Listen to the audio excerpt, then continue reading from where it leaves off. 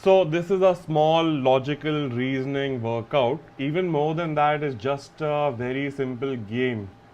And if you read the conditions and try out the game, I'm pretty sure you can work it out.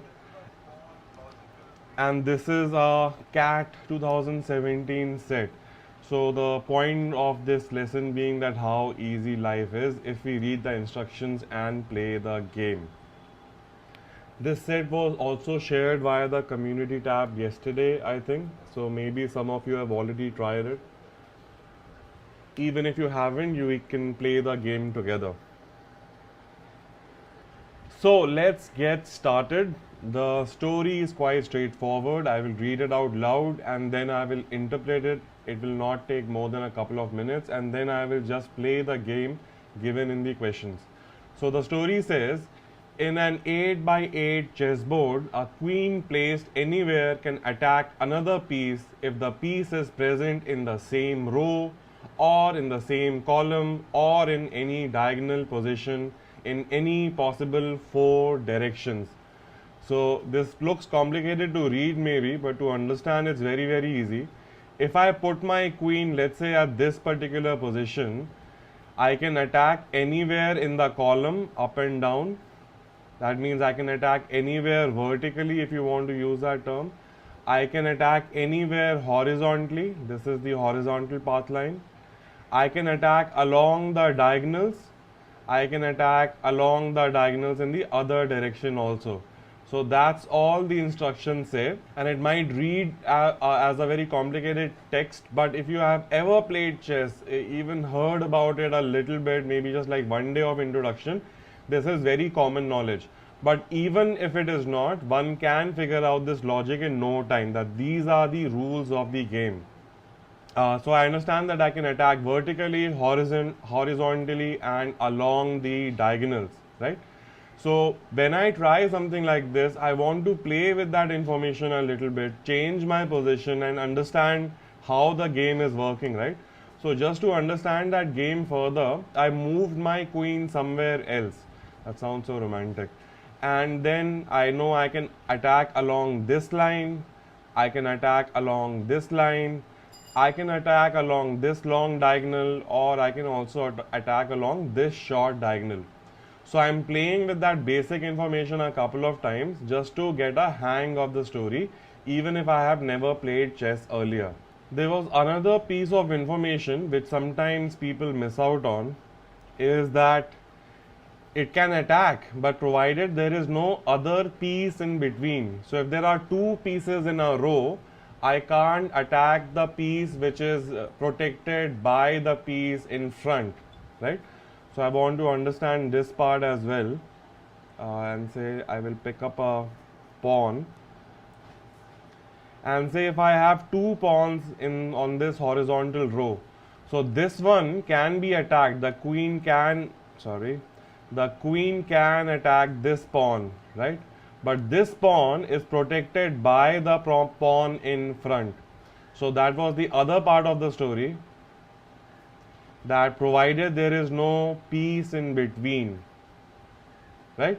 So the queen has a particular way of attack, particular directions open to attack, but in those directions there should not be something in between that line of attack, right? Again, a very, very simple piece of information. And then the columns are labeled A to H. I have labeled the columns A, B, C, D, E, F, G, H, and the rows are numbered 1 to 8. So 1, 2, 3, 4, 5, 6, 7, 8, right? So this is my way of labeling all of these blocks so that we can talk about, or let's say when we are playing, we can note down where the location is, right? So let's say in this particular case, right now in this story, my queen is at E, in the E column and in the 4th row. So this position will be described as E4. So what I'm going to do now is I'm going to move the queen somewhere and ask you what is that position. So say if the queen is here, what is this position, just to articulate it? What is the current position of my queen? C2 is the right answer, 50 points to Gryffindor. or Slytherin maybe. But the correct answer is C2. Let me try it one more time. If I put my queen here, what is the position? Pranami Datta is the first one. G7 is the right answer. 50 points to Hufflepuff. I'm randomly allocating houses to people. So we understand the labeling game, right? So that is not too much of a challenge. Now I can straight away look at the question because I know the labeling game and I know the direction game. Where can the queen move? So for example, in this story, tell me right now, which of these two pawns is safe from the queen? And you can answer it using the, again, the label process used earlier, right? Which of these two pawns or these pieces is under attack from the queen and which one is safe? So I got answer as f5. So I'm assuming everybody is saying that f5 is safe and e5 is not safe because the queen is on the diagonal and can attack the pawn directly. Right? So now I know the game very well. Now it's just a game of concentration, stamina, trying it out. It's not even a challenge anymore, right? So let's see what the question is. Now the question says, if the queen is at c5, so a new story, let me reset my board, let me throw out the pawns. It says the queen is at c5. Oh, technology. Queen, c and 5, queen is at c5. Now in your exam you will not have such a nice chessboard, you will have to make an 8x8 grid quickly, and once you make it the game will be fairly easy after that. So queen is at c5. But there are other pieces at position C2. So let me fill that out step by step. Now the moment I plot this, my game is over. Do I need to use arrows, etc.? Let me do that. Why not? It's digital edtech after all. Is this under attack? Let me put a crossbones. So this is definitely under attack, right? Which other ones are under attack? Is this under attack? Yes. Is this under attack? Yes. Is this under attack? Yes, on the diagonal. Is this under attack? Is this pawn under attack? So now tell me, what is the answer and how long did it take to get to the answer? Did we get the answer? Is everybody clear about the answer? There should be zero doubts here. Yes, so the first question is done. Ready? New story, new question on board. Let me get rid of all the artwork. New question, if the other pieces are only at positions A1, A3, B4, D7, H7 and H8, which of the following positions of the queen results in the maximum number of pieces being under attack? So I will put on the pieces on the board, A1 and H8. Oh wow, that's it. And the queen position is not known. I have to evaluate which of these positions, F8 or A7 or C1 or D3, will maximize my attack lines. Okay, so I know the game. All I have to do is pick up the queen and start playing with her. And the first position was F8. So let me put the queen at F8 and ask you, how many of these pieces, how many of these 1, 2, 3, 4, 5, 6 pieces are currently under attack? I'm asking you a very simple question. When the queen is at F8, how many of the pieces are under attack? You can also name them. Pranami says only one. Is it only one? I can definitely attack H8, right? And if I follow the diagonal, I can attack B4 as well. H8 and B4 can be attacked. So if I go for the queen position of f8, only 2 pieces are under attack. Write that information down somewhere if you need it, right? 3, Sumit says 3, which is the third piece under attack. This can't be attacked because it is behind another piece. So the queen can attack the first piece but not the second piece in the rear. So now what I am going to do is obviously try out the next option, and that's the game A7. So A and A7. Now how many pieces can I attack? And what are their names? And A3 are under attack. Great. These are the only 2 pieces which are under attack.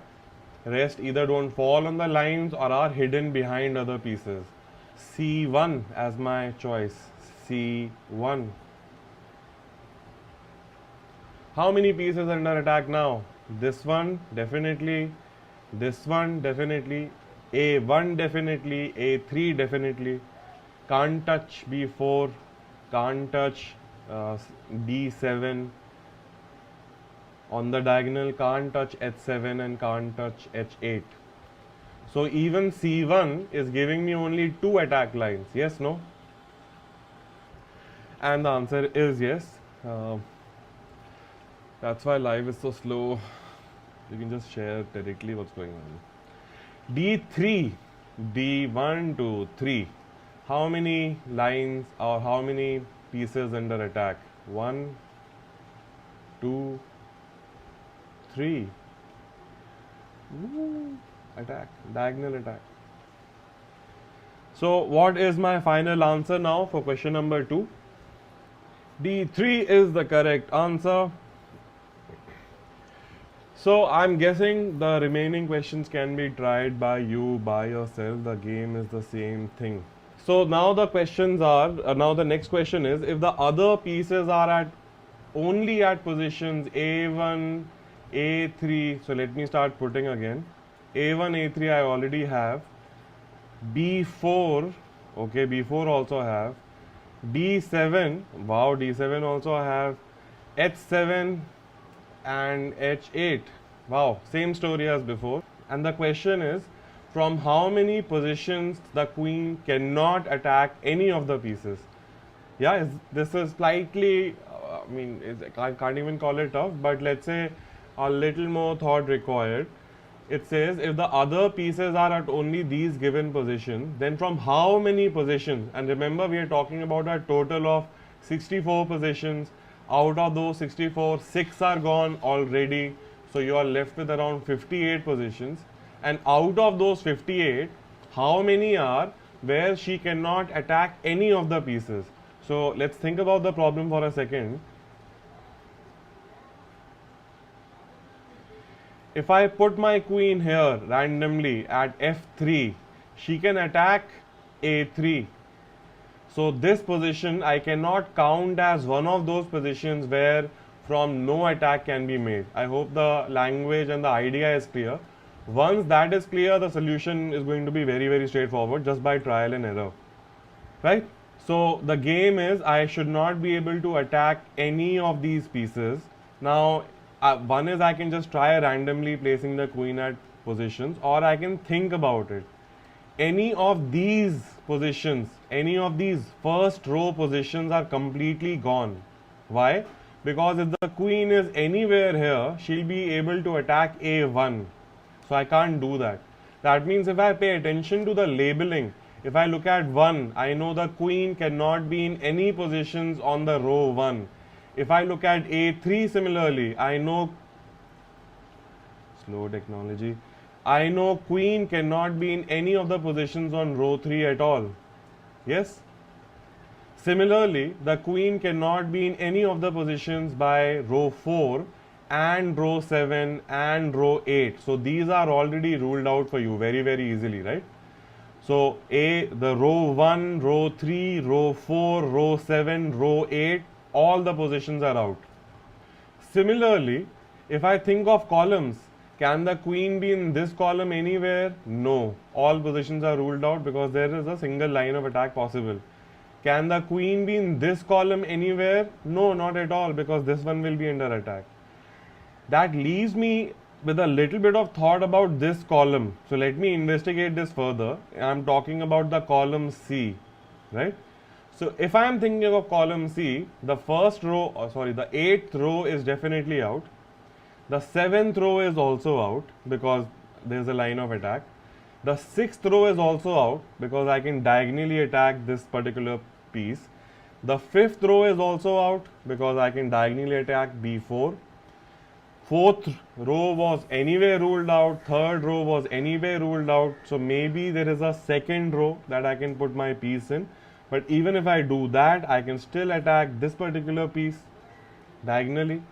So even this is not allowed and this is not allowed, right? So I'm thinking of the column C, and again I see none of the positions work for me. Are we getting the game? Yeah. So I see column C is ruled out. By the same logic, column D is also ruled out. Now I'm thinking of column E. But in column E, this row 8 is ruled out, row 7 is ruled out, row 6 is ruled out because of the diagonal, row 5 is ruled out because of diagonal attacking H8, row 4 is ruled out because was already ruled out, row 3 is ruled out, row 2 maybe I can place something here.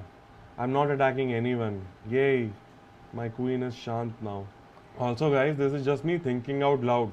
There's no magic shortcut. It's just a game that you have to play. In fact, the whole summary of this lesson is look how easy it is. You just have to read the instructions and play the game.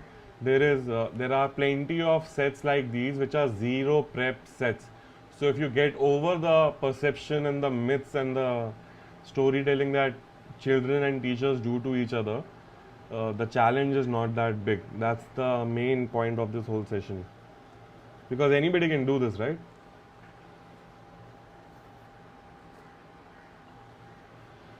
So this position definitely works for me. Write it down somewhere. This position is E2. At E2, I'm not attacking anyone. Okay, great. Let me think of column F again because looks like a safe space. But row 8 is ruled out. Row 7 is ruled out. Row 6 is ruled out because of the diagonal. Row 5 is ruled out because of this diagonal, white diagonal. Row 4 is ruled out. Row 3 is ruled out. Row 2, once again, maybe works for me. Yes or no? So I'm getting a pattern also. This row 2 looks like a very safe space to keep the queen non-aggressive. I put it here at G2. Still everything is, nobody is under attack. Right, so finally, I'm just waiting for your final answer. I'm removing the queen from the table. I'm waiting for your answer now. What is the final answer?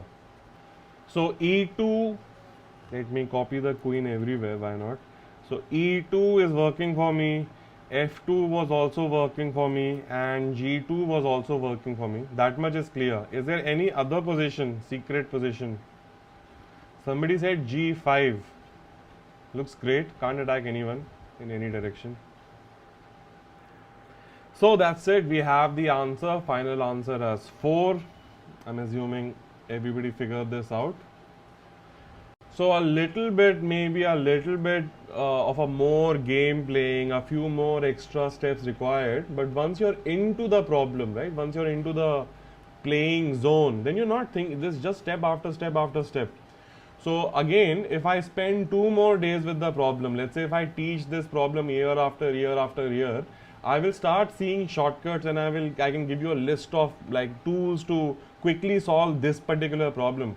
But remember, this problem has only appeared once and most likely will never appear again, right?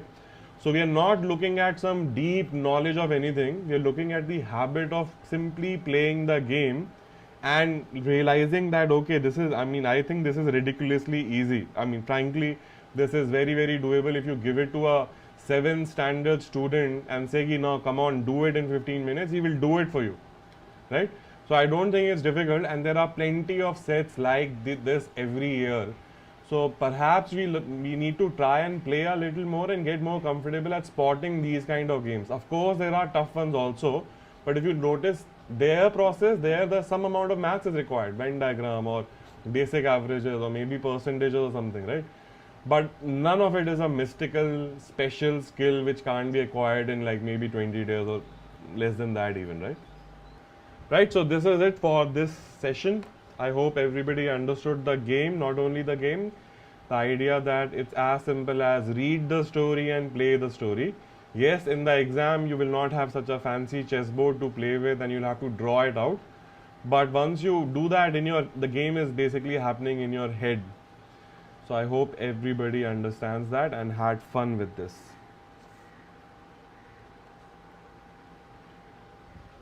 So guys, if you're a course member and if you have been away for a while, there's been a lot of DILR update. Please log in. There's been a daily challenge every day for the last, like, I don't know, maybe a month and then a break and then again.